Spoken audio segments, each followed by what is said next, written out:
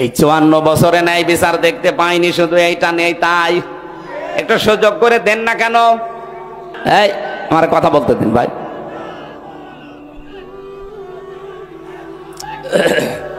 আমি তো দিন কায়েমের জন্য আহ্বান জানাই, আপনার খারাপ লাগে কেন? আপনার মন খারাপ হয় কেন? আপনার কাছে রাজনীতি মনে হয় কেন? আপনি কি মুশরিক? বলেন। আমাদের অভিভাবক ইন্ডিয়া না, আমাদের অভিভাবক ওই আমেরিকা না, চীন না, রাশিয়া না, আমাদের অভিভাবক কে? এই দেশে আগামীতে কোরআন কায়েমে বাধা কেউ দিতে পারবে না।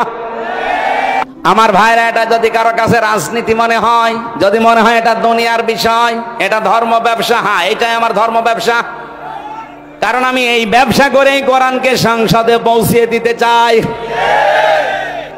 হ্যাঁ জানি আপনাকে আল্লাহ পছন্দ করেনি, এই জন্য আয়াতের শেষের অংশ এটা, আল্লাহু ইয়াজতাবি ইলাইহি মাইয়াশা।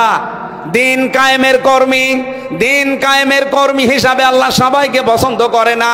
আল্লাহ যাকে ছাঁটাই করে দেয় সে বাদ, আল্লাহ যাকে বাছাই করে, নির্বাচিত করে, পছন্দ করে, নির্ধারিত করে, এ জিতেবা শব্দ আছে।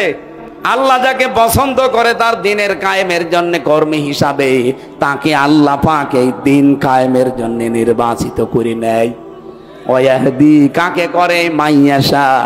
ওয়াহদি ইলাইহি মাইয়ুনিব, যে লোকটা আমার আল্লাহর দিকে মন থেকে ফিরতে চায়।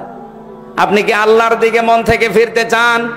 যদি ফিরতে না চান, জীবনও আল্লাহকে আল্লাহ দিনের কর্মী হিসাবে আপনাকে কাজে লাগাবে না। আল্লাহর অত দায় পড়ে যায়নি। এই দেশে ইসলাম কায়েম না হলে আল্লাহর কোনো ক্ষতি আছে? ক্ষতি আপনার, ক্ষতি আমার।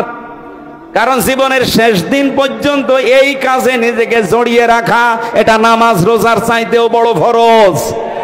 দলিল সূরা হিজর 14 নম্বর পারা 6 নম্বর পৃষ্ঠা, এটা মানে 6 নাম্বার লাইনের শেষ নাম্বার আয়াত, সূরা হিজরের 99 নাম্বার আয়াতে আছে, ওয়াবুদ রাব্বাকা হাত্তা ইয়াতিয়াকাল ইয়াকিন। ওই দিন পর্যন্ত ইবাদত করো যতদিন তোমার কাছে ইয়াকিন না আসে, মরণ না আসে। এজন্য সব ফরজের বড় ফরজ। নবীজির জীবনের শেষ মিশন আর ভীষণ দিন কায়েম সবাইকে আল্লাহ দিয়ে করাবে না। যাকে আল্লাহ নির্বাচিত করে, ছাঁটাই না করে বাছাই করে রাখে, তাকে আল্লাহ এই কাজে লাগাবে। আল্লাহ আমাদেরকেও যেন ছাঁটাইয়ের ভেতরে না ফেলে, বাছাইয়ের ভেতরে আল্লাহ ফেলে দেন, বলেন আমিন।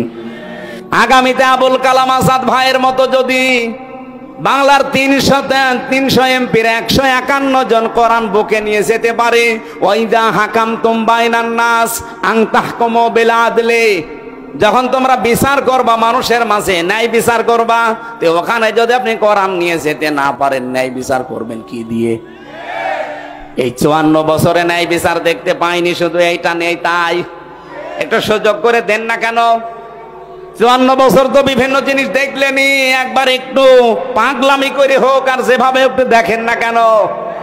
আপনি একবার যদি দেখতে পারেন যে এটা বিচার ব্যবস্থায় চলছে, আমি আল্লাহর কসম দিয়ে গ্যারান্টি দিতে পারি জীবনেও বিনা কারণে জেল খাটা লাগবে না। এই জন্য মানব অধিকার প্রতিষ্ঠা করা এটা রাসূলের মিশন ছিল, ভিশন ছিল। আমাদের জীবনেরও মিশন আর ভিশন এটা হওয়া লাগবে।